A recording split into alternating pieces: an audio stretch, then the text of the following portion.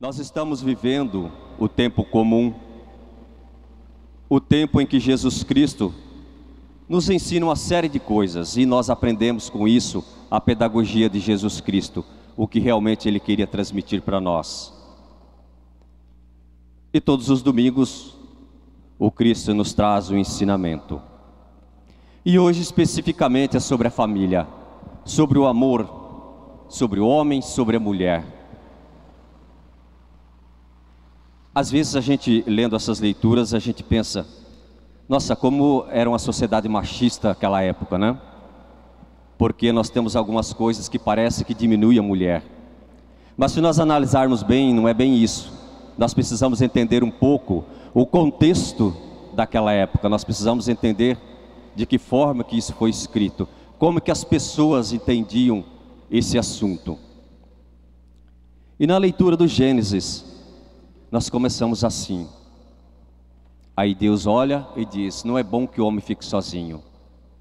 Deus colocou toda a natureza aos pés do homem para que ele subjugasse, para que o homem colocasse nome nos animais. E, enfim, ele colocou nome em todos os animais, mas ele ficou sozinho. Ele estava sozinho. E Deus, por aí, já nos mostra um caminho. Não é bom que o homem viva sozinho.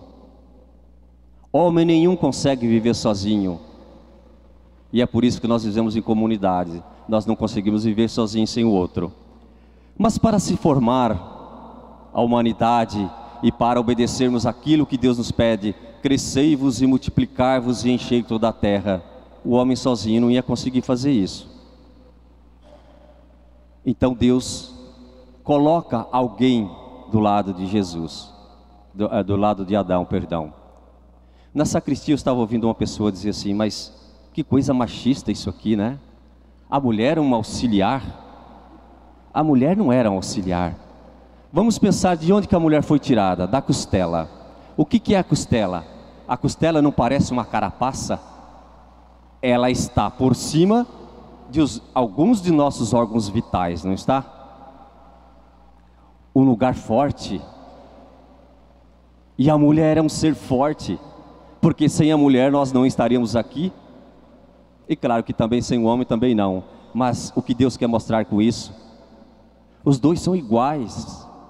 Os dois nasceram para ser iguais. E um precisa complementar o outro. Santo Agostinho dizia assim, a mulher não foi tirada da cabeça do homem, para que o homem não a subjugasse, para que o homem não se mostrasse melhor que ela, não fosse mais inteligente. A mulher não foi tirada dos pés do homem, para que o homem não a pisasse, não a diminuísse. A mulher foi tirada da costela do homem, logo em seguida do coração. Para quê? Para que o homem a protegesse, para que o homem a abraçasse, para que ela estivesse no mesmo nível do homem. Então ela foi tirada da costela, o lugar mais próximo do coração. E nós utilizamos muito essa leitura quando nós fazemos o casamento. Então o homem deixará seu pai, sua mãe, e se unirá à sua mulher, e serão uma só carne. Uma só carne. Não divisão, não separação. Não é a mulher puxando para um lado e o homem puxando para o outro.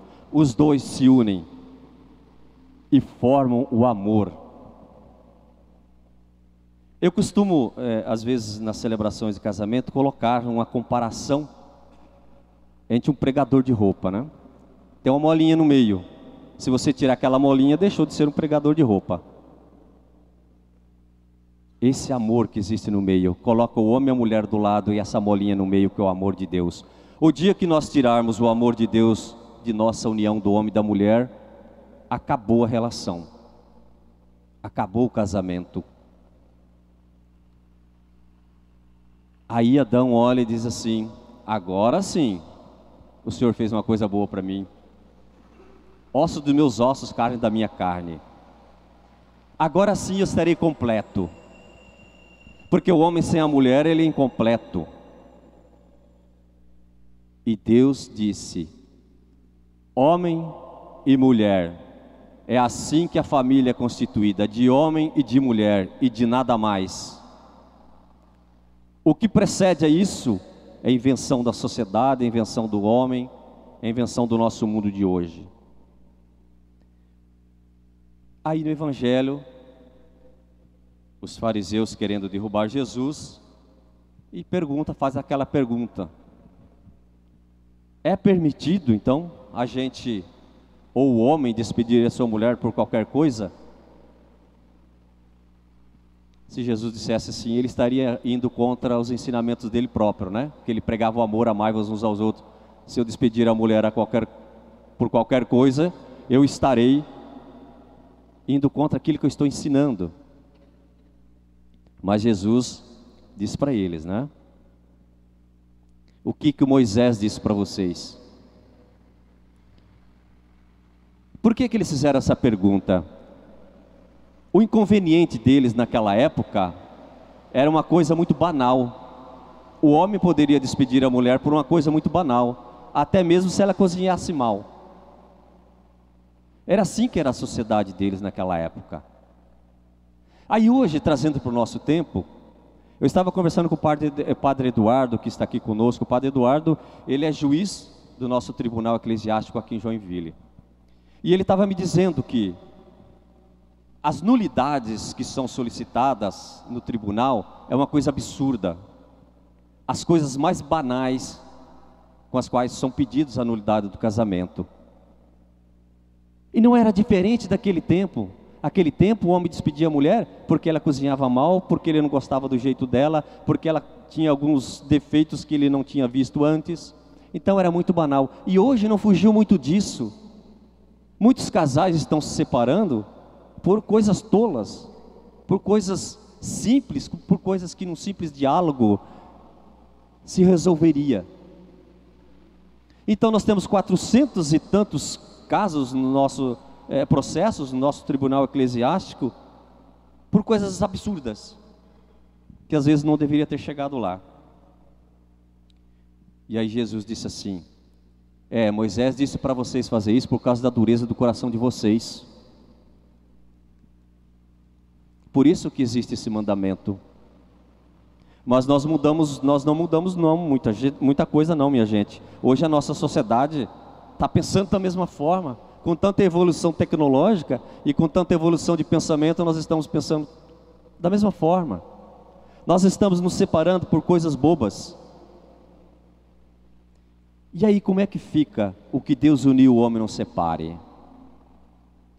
Olha quantos pecados que nós cometemos.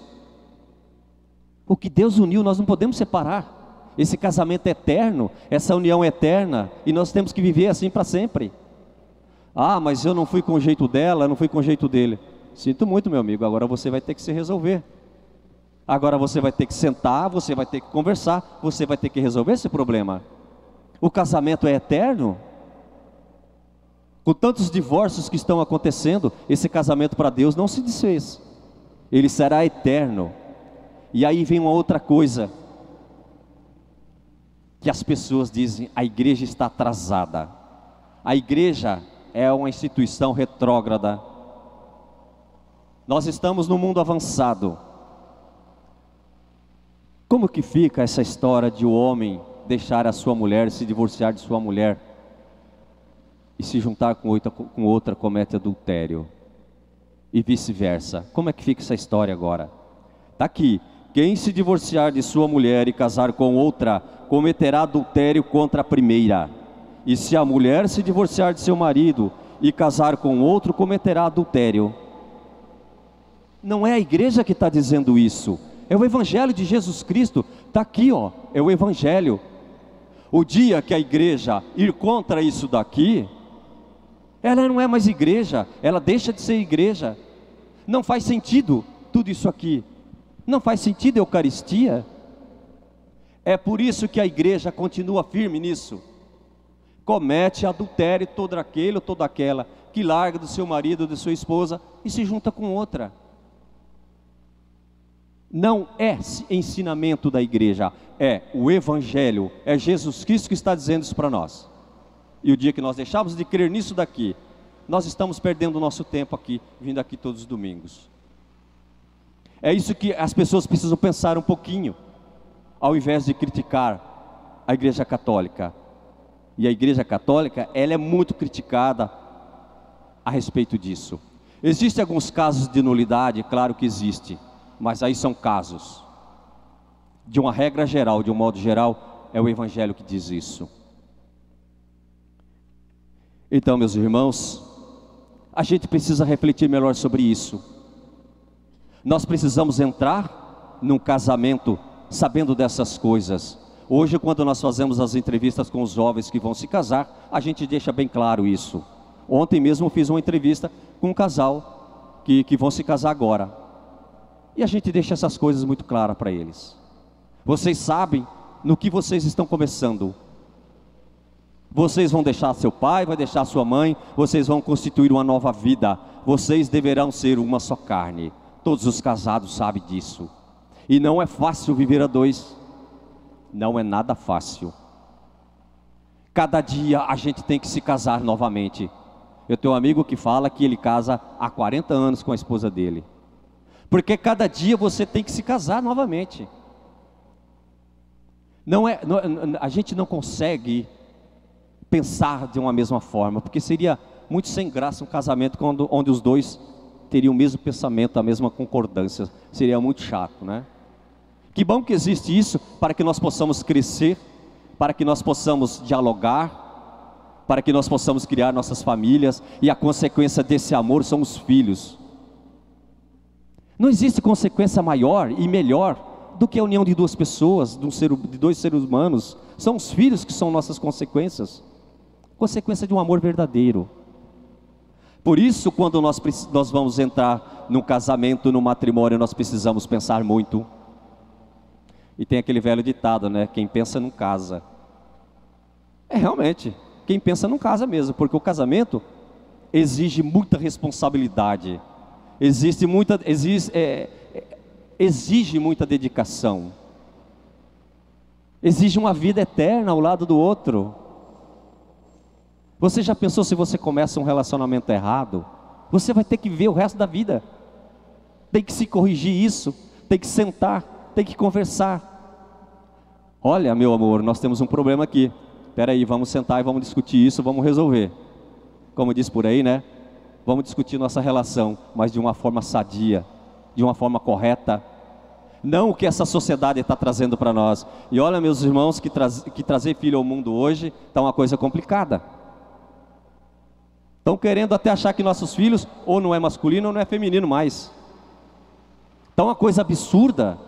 Numa sociedade tão avançada de pensamento, de filosofia tão avançada, de teologia tão avançada, nós pensarmos dessa forma. É uma coisa absurda, chega ao ponto de acharmos que é uma coisa ridícula, que nós nem deveríamos estar discutindo isso hoje. É tão absurda, que a gente fala, meu Deus, por que eu estou discutindo esse tipo de coisa? Isso nem deveria estar em pauta na cabeça de ninguém, uma discussão de nada. É uma coisa maluca, e nossa sociedade está colocando a goela abaixo da gente, das nossas famílias.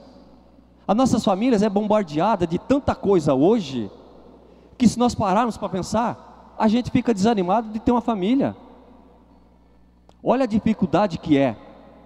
Todos nós sentimos isso. Uma sociedade que está banalizando o amor entre o homem e a mulher. E Deus fez o homem e Deus fez a mulher. A família será constituída do homem e da mulher. O homem e a mulher deixarão seus pais e constituirão uma nova família. É o ser masculino e o ser feminino que tem que constituir uma família. Como é que nós vamos criar nossos filhos se for diferente disso? Que sociedade nós estamos criando? Que sociedade nós estamos deixando para os nossos filhos hoje? E nós precisamos refletir sobre isso. E nós precisamos remar contra essa maré que está aí. Nós vamos votar hoje. Nós precisamos dar um destino para o nosso país, que está abandonado, que está largado. O aborto está batendo as portas. Aí Cristo fala assim, ó: deixai vir a minhas criancinhas, porque delas é o reino de Deus. Se vocês não se fizerem como uma criança, vocês não vão entrar no reino de Deus. Ele é bem categórico, está aqui, ó. E nós estamos matando nossas crianças. Hoje, se você matar um animal, você vai ser preso. Se você matar uma criança, em muitos lugares não. Olha a inversão. Olha a inversão de valores. Isso é absurdo. E aí nós nos dizemos que nós somos seres inteligentes. Nossas famílias estão sendo destruídas, nossos filhos estão sendo mortos, nossas crianças indefesas estão morrendo no útero de suas mães. Nós vivemos agora a semana do nascituro. Nós estamos lutando pela família. Se nós cristãos aqui não fizermos isso, se nós cristãos estamos colocando gente lá no poder que são contra o aborto, que são a favor do aborto, que tipo de cristão eu sou? Que na hora que eu vou votar, eu voto em alguém que diz assim: nós vamos instituir o aborto nesse país, porque é uma questão de saúde pública. Conversa fiada. O aborto nunca foi questão de saúde pública. Foi questão de nós tomarmos vergonha na cara e de nós amarmos mais os nossos filhos, de nós amarmos mais as pessoas, de nós amarmos mais o Evangelho que está aqui, ó, dizendo isso. Seja uma criança se você quer entrar no reino dos céus. Pelo jeito, tem muita gente que não está querendo saber de céu, não. Nós precisamos ser contra tudo isso. E eu não posso ser um cristão que na hora de eu votar, de eu decidir para alguém lutar pelos nossos direitos, eu vou lá e voto contra. Não estou aqui dizendo para você votar em ninguém, nenhum desses candidatos por aí. O que você tem que ter uma consciência, saber em quem você vai votar, ter uma consciência de responsabilidade e dizer assim: eu votei bem, porque eu votei naqueles que eu queria. Ou se não temos escolhas, como se diz, né? Dos males o menor. Meus queridos irmãos, a gente precisa parar e refletir a respeito disso. Se nós estamos levando o reino de Deus às pessoas aí fora, tem que ser o reino de Deus e não meia boca ou pela metade. O reino de Deus é um só. O reino de Deus, ele não é separado. E nós precisamos defender a família, nossas famílias, nós precisamos defender a vida. E a humanidade, pelo jeito, não está nem aí por esse tipo de coisa. E que nessa semana a gente realmente reflita sobre isso. Cuide de sua família, cuide de seus filhos. E também dos filhos dos outros, né? Nós também temos a obrigação como cristãos de alertar outras pessoas por aquilo que eles pregam, por aquilo que eles vivem. Deixa a tua posição de cristão muito bem clara. A minha posição é essa. E que Deus abençoe a todos, que Deus abençoe as famílias, e que Deus abençoe as mães que estão esperando seus filhos, e que deixe seus filhos nascerem, deixe seus filhos crescerem, crescei e multiplicai e enchei toda a terra. Essa é a vontade de Deus. E nós precisamos ser simples como as crianças, mesmo com nossos cabelos brancos, nós precisamos ser simples como as crianças, porque delas é o reino dos céus. Louvado seja nosso Senhor Jesus Cristo.